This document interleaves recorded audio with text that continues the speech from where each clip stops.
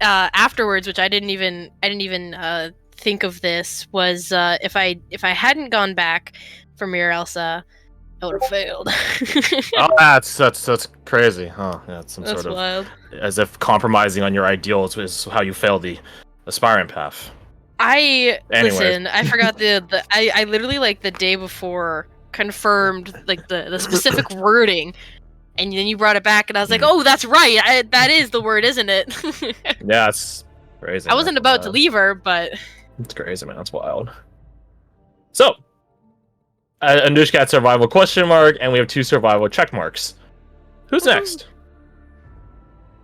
I believe that's me at that point, because the only other person is Fred, and he went like yesterday. No, 2 days Yes, ago. 2 days ago, as me and Koff can confirm. Oh, boy. So, Morgan's started off with not waking up, but like walking out into kind of a field in this very gray, deadened area, and the sky didn't seem to have a sun or a moon. I can't remember if it didn't have stars either. I assume it didn't have stars. It had stars. It had stars. Okay, interesting. Yeah. But a bigger note was she was basically directly in front of this massive ravine. And it was too far for her to jump across. Looking around, she didn't see much of any inclination of life at the moment. So she decided to try and find a higher point. Upon trying to find a higher point to look out and see if she could find any sort of life, she hopped across the chasm at a much easier juncture. And upon looking down, realized that it goes down to the molten core of the planet. Which is a little bit far. Also, if you couldn't guess, because it goes down to molten core, it was a little warm when she jumped across, but that's beside the point. She goes and finds a hill, goes to the top of it, stealthily. While searching for this high point, which ended up being this hill, she ended up hearing the sound of 4... the way I have it written down was, it sounded like clay... Or, it sounded like pots shattering, almost. But, like, the sound of that 4 times. Doesn't immediately investigate it, but keeps track of the direction it went to. Gets on top of this hill, looks off in that direction, I believe sees some ruins. From this distance and from this height, no direct confirmation of what that noise could have been. But she sees ruins in that direction. As well as, she sees the massive chasm. It kind of breaks off into a few different splintering paths. Across one of the paths, she sees a giant blue astral being, very humanoid, with like 4 arms and several weapons just kind of floating off their back, as well as crossbows and stuff, just apparate from, not from the earth per se, but its marking was on the ground and it just rose up. It pulled itself from the earth like a, because it is technically a spiritual creature. Yeah. The way I yeah, pictured it was he's not that big. He's only like a church. Yeah, he's only like the size of a monastery. It's not that big. I could take him 1v1 me. Yeah. Luckily for me, I see this massive thing rise up and starts walking the opposite direction of where I am and where I plan to go. It seems to be searching, which is ironic because it doesn't even have a head, so I don't know how it's looking, but it's looking for something. I decide to go investigate the ruins. Stealthily, she is not trying to get caught by goddamn anything. Mind you, this entire time she's been rolling like a god on like all these checks. Not natural 20s, but really fucking good checks. And part of that good roll was while she was heading towards the ruins that she saw earlier, she saw a massive flying beast. Kind of like, yeah, basically a snake with a few sets of wings at the front and a few sets of wings at the back. I can't remember what color that one was. I think that was also blue. Orange. That one was orange. The opposite color of blue. I'm pretty sure it was Phantom Snake, actually. Oh, thank you for the question. It was a Phantom Snake. Yeah, you're right. If you guys have ever played like Shadow of the Colossus, I think there is a Colossus that flies. Oh! Yeah, yeah, no, it's around like that size, right? These creatures are huge. Yeah. I chose to... Kojima, yeah, kind of. I chose to not fuck with that, because I don't need to know if that's going to eat me or not. If it wants to, it can. I continue towards the ruins. On the way to the ruins, we get there eventually, trust me. I come across... just... the way I describe it for the entire time is just a little man. The easiest way to describe it, if you have seen Princess Mononoke, you know the little forest spirits with the rattling heads? Basically that. Kodama, thank you. It's collecting a bunch of bundles of sticks. I can't really tell why at the moment. She doesn't know if that thing is evil. I, as Garth, assumed it probably was fine, but she is not going to test it. So she picks up a rock, chucks it off in a direction to kind of distract it, and it works flawlessly as it just kind of like pitter-patters off in that direction. I continue towards the ruins, and we actually get to the ruins this time. Astounding, we made it. She sees that it is ruins. It is a bit maintained, not a lot. There is a series of towers surrounding the place as well as walls. Most of all the towers are broken except for one, which is standing, but not much better. It's basically just a high point at that point. Outside the barricaded area is a series of bodies that seem to be all painted yellow. Well, not the bodies are yellow. Their armaments are yellow, so signifying that they have some uniformity amongst them. She does see, before approaching said ruins, there are a number of people there. I believe she sees 5 guards in total before she approaches. Yeah. Mm-hmm. She decides to approach peacefully, hands up, no weapons out. Oh, small detail, forgot, very important detail for the time being. She has none of her equipment. Besides the Banner of Brothers, but that's kind of because we forgot that was equipment.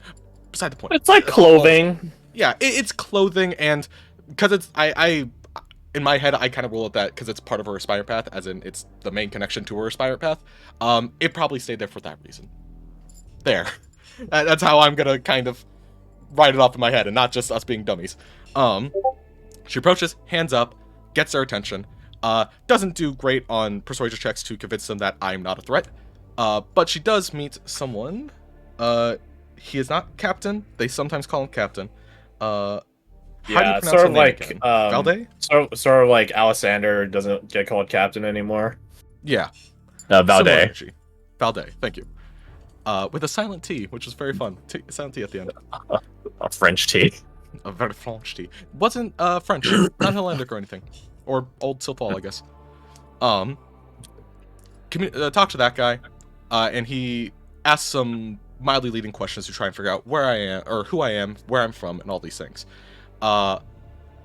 Asking things like, hey, the weapons we use, they launch these metal rods, is the best way to describe it. They're all kind of weird shapes. Where do you think those came from, the sky or the earth? I'm like, I suppose the earth? And a few other questions that kind of signify that she has no idea what this world is about. As well as their armaments are very tattered, hers are very well maintained. She very much comes off as a stranger in a strange land, like deluxe edition. So, Valde requests that she collects the armaments, or the bolts. The rod. I'm gonna refer to it. Yeah. They are made of stone, technically. Oh, they're made of stone. Okay. They're called Sarah steel for a reason, because they're made of ceramic. Oh my god, I never clicked that. All right. That just clicked. Never. I thought you knew the whole time. Nope. I figured it was like metal, like steel, not like. That makes sense though. I could see the. No, it's ceramic, which is why you heard the sounds of pottery shine, because that's how because they don't have guns, and they don't. It's not the same as a crossbow. It's more.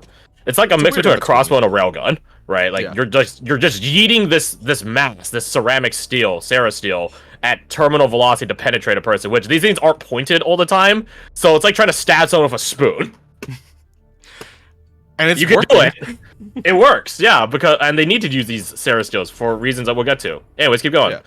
Yeah. She ends up collecting the ones that are left on the battlefield, and presents them to the people after they requested such. After proving that she is not really a threat, and she is very, very strange, they allow her in. She is not.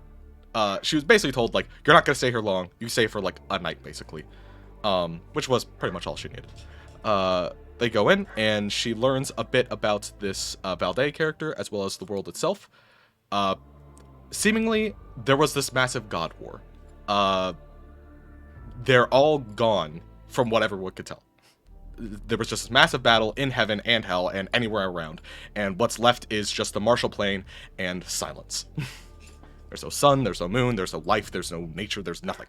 And the Sarah Steel is remnants of, I believe one of the ways he phrased it was a strike from a god at full power missing and hitting the earth, and that divinity kind of that's what caused the fissures. That's what caused the fissures. Okay. Sarah Steel is, if we took all the essence of every god that just died, which is a lot, A lot. And just sort of shattered him like a piece of pottery. That's what Sarah Steel is. Ah. Right. That's why Sarah Steel is both pure and impure when it comes to holiness, because it also includes fell gods in it. It's crazy. She ends up being brought to their I guess like town center, for lack of better terms. It's basically where everyone's just hanging out because we need to exist somewhere. And she gets kind of a vibe, or she gets kind of the impression from this place of just they're basically going through the motions. They're just surviving with no goal in life, no nothing. They just don't have anything. They don't have hope. They just exist. As well as she learns that when you die, no one really knows what exactly happens, and the only way to properly kill someone is with Sarah Steel, which they have no idea what happens when you die to that either. It just makes sure that you're dead. Otherwise, you just kind of exist still. Like, you can, like, have your arm chopped off or ripped off by a vampire or something. That's a wild story. And you would still live through the bleeding. You would just be in horrible pain and agony. Yeah, the gods that control death are sort of dead. Dead, ironically. So, no one ready to collect you to the other side. Yeah. I learn about the people in yellow. They are the Order of the Smoldering Sun. They are apparently attacking these people because they kind of moved into these ruins, and it basically it's just their turf kind of thing. To try and speed this up a little bit, one child proposes we should go to war with them, which, now knowing that Crash was kind of putting in failsafes, I'm assuming that was probably it. It's just like, if you agree with the child, like, go to war. Like, yeah, you would have failed your aspiring path only like an hour and a half in. Yeah, just instantly. It's great. I quickly shot that down, and in fact proposed the opposite of just, hey, I am an unbiased person. Well, I guess she's a bit biased at this point, but like, I'm as close to unbiased as you're going to get between you and these people. I can't guarantee they'll listen to me, but will you at least let me try to cause or to bring some sort of peace between you two, so you can, instead of just fighting and running for your lives, try to prosper instead. After some negotiation with Valde, he agrees to the notion. He does send me out with what he was sent out, or small backstory with him. He used to be in a village. I can't remember if he was left or was kicked out. He left. He left. When he left, he was given certain equipment. We'll get back to most of that equipment later. Right now, he gives me what is known as a Sarah Steel dagger, which is very rare because Sarah Steel cannot be tempered or formed into certain shapes. At least here it isn't. So finding one that happens to be in a dagger shape, that's very fortuitous. I am given this dagger.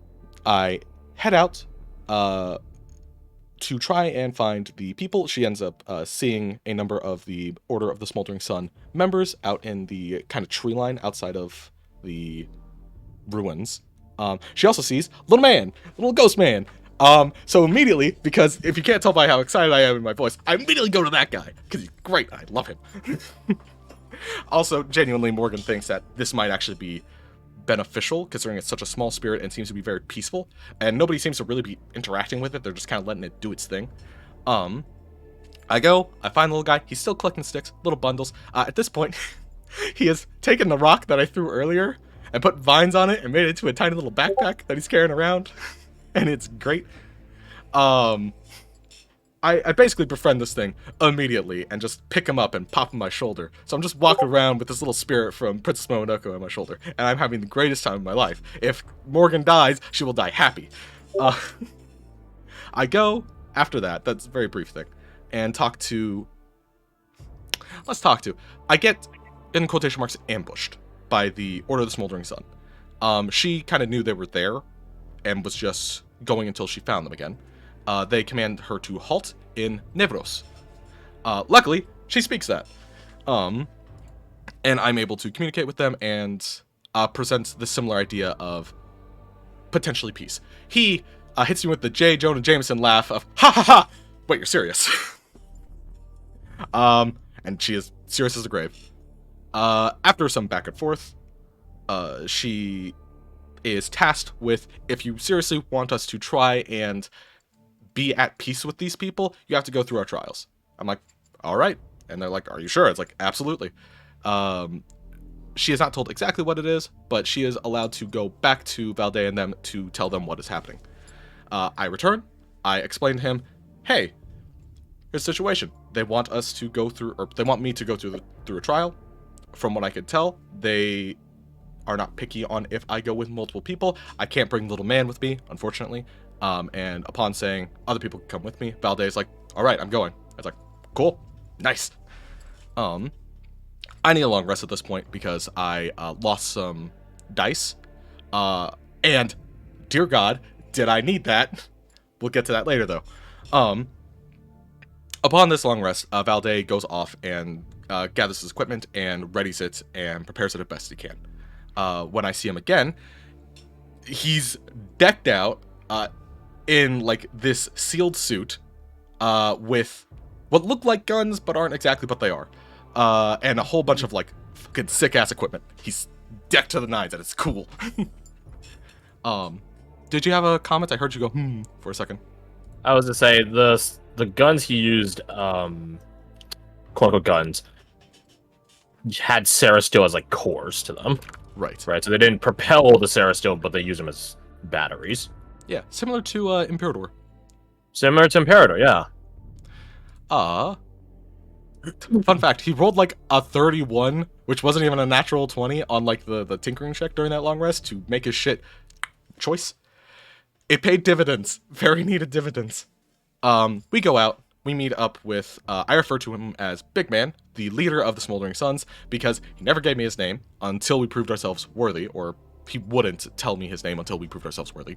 That's a better way to phrase it. And we head off.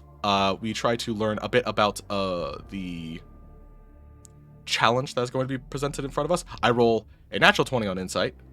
And then I roll, because I had advantage, a second natural 20 on this Insight. Which was fucking bananas. And basically we learn from him, as well as this Insight, that he is going to challenge us to collect what is known as a Sunstone.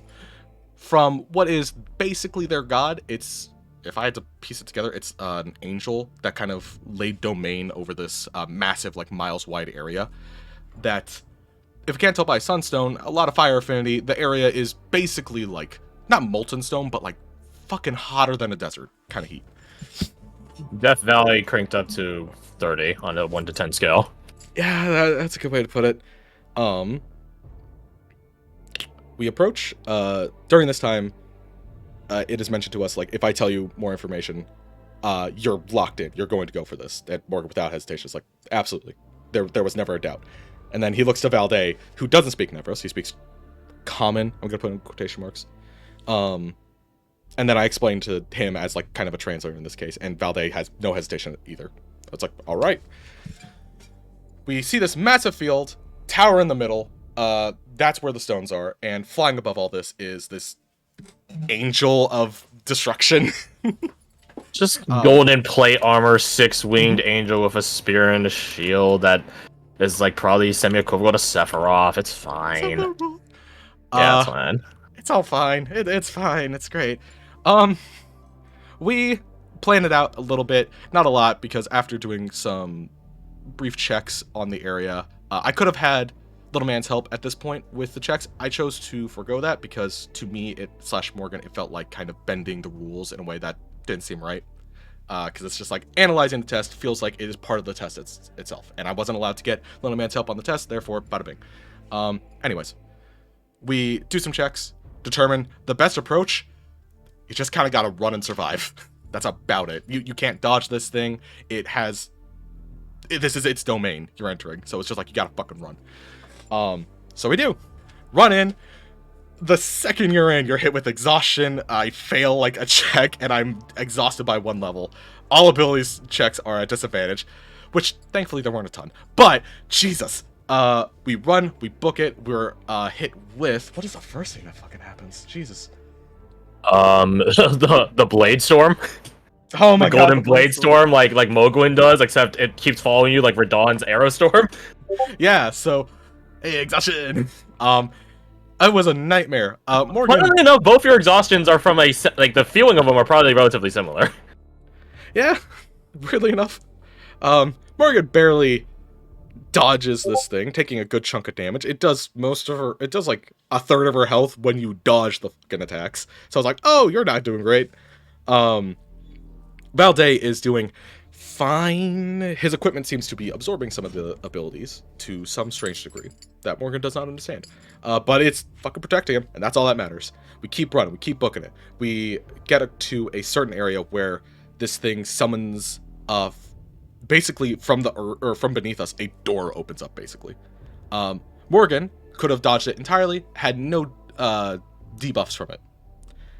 I didn't think Valde was going to do great, so I decided to get rid of evasion, take some bullets, and make it sure he was fine, or at least surviving the event. I get a second point of exhaustion. Speed is halved. Doing bad. Taking damage. Keep running. And that's the part where things got really, really bad. Because she's at, like, 20 HP. She has none of her equipment. She is healing by quickened healing at best. Sephiroth drops down, grabs her, and just... I'm just gonna call him Sephiroth. The Watcher. The Watcher drops down, grabs Morgan, and just shucks her as hard as he can. As she experiences, being hurled through heaven, not hell, but it's just about as damning, if not more. As a bonus, I roll a d4 with +1, and I rolled a 5, because it's not just hurl through hell, it's hurl through hell with a dimension door. So her body is chucked out the other end, 500 feet away from everything. And on the opposite side of the arena too. Yep. I just so say you're body. super away from Valde. Yeah. Because she is thrown through, and she is knocked unconscious. And basically, upon landing on the other side, she has to roll a death save, and gets a natural fucking 20. Which is the Let it be known he was about to like bargain a bunch of shit with me about losing max max superiority dice and shit like that. And I'm just like, I was like, just roll a death save, dude. Just chill out. Let's roll a death save. It'll be fine. I'm like, there's one chance for her to live in this, and that's a natural 20. So anyways, I casually roll a natural 20, which is the third time our characters in the Aspiring Path have rolled a natural 20 on death save, and it has probably saved them. I will include Alex nat 20 on his athletics at the very end of his thing as keeping him alive on the Aspiring Path as well, by the way. So what we're saying is, everyone rolled a natural 20 on their death save to stay alive. More or less. She lands on the other side with a 1. I start running to try and catch up Valde, who is distracting the Watcher by, as it was phrased, fighting for his fucking life. It's like, you guys have seen the ESO Ascendant Lord thing, right? Where like the Elf, the Swordsman, and the Nord are fighting the Ascendant Lord, and he's like kicking their asses. Yeah, it's all like that. Yeah, it wasn't good. Upon running towards him, I roll, what is a D100? And I roll a fucking 19. Holy crap. Upon this, Morgan feels a brief, rejuvenation. She feels a bit colder, but not, like, ice cold, but refreshing cold. She feels heavier, and as she looks down, it is because she has been given all of her equipment back. Upon looking up, she sees someone walking away, and hears Lambert. I did not write down what he said, but she hears Lambert giving encouraging words, and she is filled with a burst of hope as she fucking runs at this dude and starts chugging potions because, dear God, she needs potions. Well, do you remember what he said? Something along the lines of, "I believe you'll be needing this. Focus up." Excellent. Perfect. God, I love Lambert. God, I wish we didn't fuck up his entire story. But also, it kind of worked out in her benefit. That's beside the point. She is running towards Valde. It's like fear and hunger rules, alright? The story is how much you keep pushing after you keep failing. Fair. That's kind of what's happening. She and Valde end up catching up, surviving more heat exhaustion, drinking more potions, trying to desperately survive, run towards the tower. I want to interject one thing. Lambert's Nightmare Knight took the heat off of Valde. Right, that's how he got away. I couldn't remember how he got away. Yeah, or else, you're running the Watcher who can move about as fast as your attacks in his own zone. Oh God. Lambert basically carried us at that moment, just for a brief moment. As we both get to a tower. The tower has a series of sunstones, as well as one like massive, like super important one at the top. And in my heart of hearts, I was like, I should get the big one. I'm going to focus on whichever one will let me survive. So I'm just gonna grab whichever one's the closest.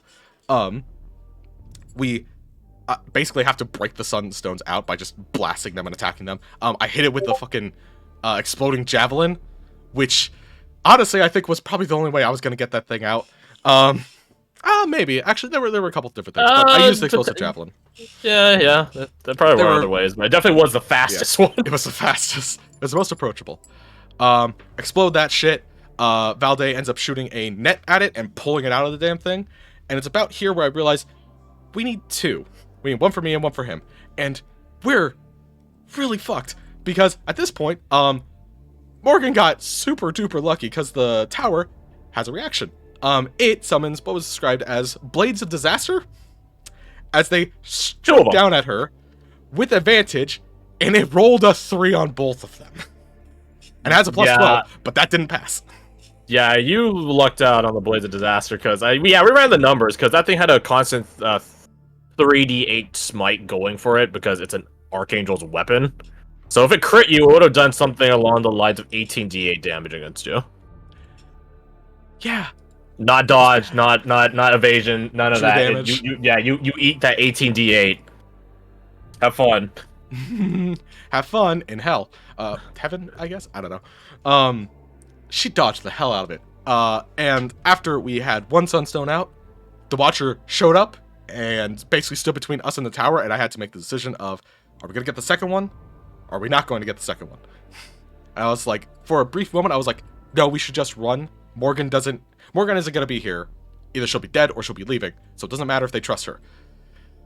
But then we discovered that the javelin exploded and damaged a bunch of them around it, and Valde had a brilliant moment of saying, use the Serasteel, which bypassed this thing's resistance, because it has resistance to all damage, because it's basically a structure. Not all damage, but my attacks. And the Serasteel just broke through that, did extra damage, and we were able to chip it loose, and get the second one. Thank God.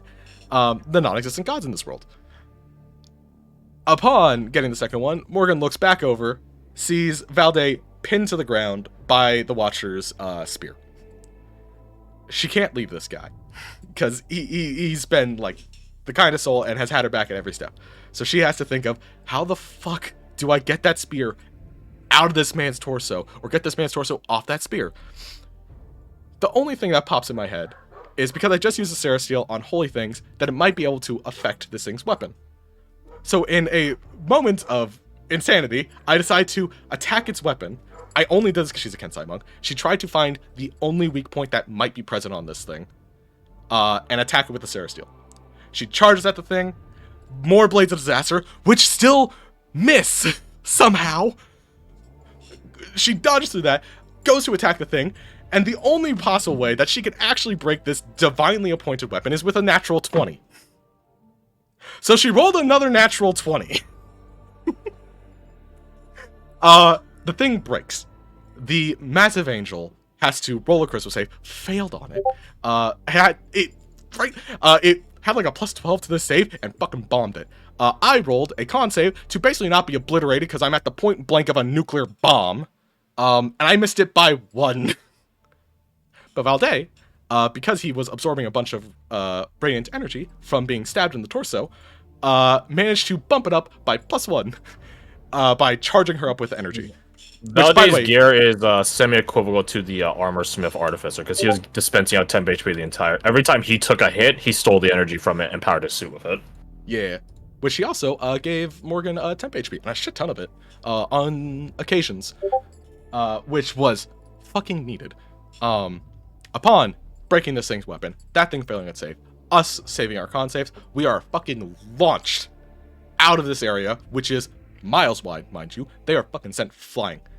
As Morgan is fading in and out of consciousness, she catches Valde, manages in last moments to angle himself as well as potentially use Misty Step to get them close enough to each other that while they are falling, he casts Featherfall. And they manage to fly out of the area, her going into unconsciousness, rolling a death save, got like a 12, so she wasn't in any super risk of dying, but she might be not great. And they land on the outside. Upon being brought back to life by Big Man and his crew, it is revealed what happened. The weapon exploded, the Watcher is dead, the tower is destroyed, and the area is no longer its divine zone. And it's fucking nutty. I was just like, are you shitting me? I didn't expect to kill an angel, I guess, but hey, it happened. Kill was a loose term. It was never alive. Yeah, fair. Bring it to an end. There you go. Morgan stands up very shakily after being brought back to life from cure wounds, and picks up Valde. They witness that whole situation. We talk to Big Man, who is revealed to be Zenka. Zenka, yeah. Zenka, who is in absolute shock because getting the Sunstone by itself was compared to a Herculean event. It's legendary. It is not something a normal mortal will do. What just happened there was not even, I think, in the realm of possibility in his eyes. So, last person in his tribe that did get a Sunstone from the very center of the... Because there were Sunstones on the way in. The 10 Guar Sunstones, like, all of, like, 60 feet in. You can grab one of those and leave. Right. But then you're a big fucking puss in the eyes of the tribe. Yeah. He did say specifically to get the ones in the middle, though. So it's like, he didn't give you guys the option. And we don't care. Yeah, he didn't give you guys the option. He gave you guys a rigged trial. And my god, we somehow lived. We stand up. We present the Sunstones. He's absolutely baffled. And Little Man also shows up. It's revealed that he is... it was revealed earlier that it was a Kadama. But with his assistance, he manages to bridge the gap of words between Valde and Zenka. And we basically talk to them, and Little Man provides olive branches, quite literal olive branches. And I present one to Valde, I present one to Zenka, and let it be a representation of peace. Just before that, though, Valde takes off his helmet, which, mind you, the entire time he's been wearing a helmet, because of course he would be wearing a helmet in this area, in this kind of world. You want as much protection as possible. It releases with this kind of psh kind of sound effect, and I am presented... Hermetic seal. Hermetic seal. Thank you, I could not remember the word. I'm presented with a visage of Delvit, but in a different world. Weirdly enough, this one's far more hopeful than the other one, even though this one's in a far worse world. Yeah, but your guy's Delvit has better skin complexion, so he's the winner. Which, Valade, if it's an anagram, if you guys bother scrambling it, of Delvit. And that brings me to the other point, interesting that Chris didn't bring it up. Seton is a anagram of Nesty. Yeah. So I wonder where the anagram is. So you let Nesty die in your alternate world.